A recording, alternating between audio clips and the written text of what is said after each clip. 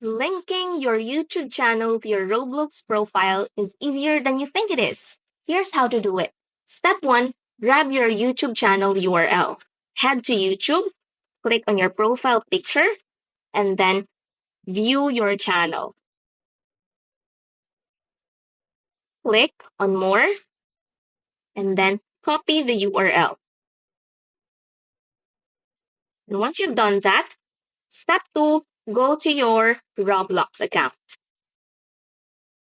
Click on More, and then go to your settings. Choose account info, and then scroll up to the very bottom and go to the YouTube field and paste the URL you copied earlier.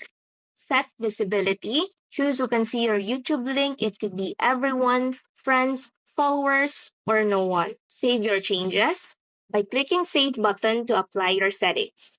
Once you're done, that's it. Your YouTube channel is now linked to your Roblox profile.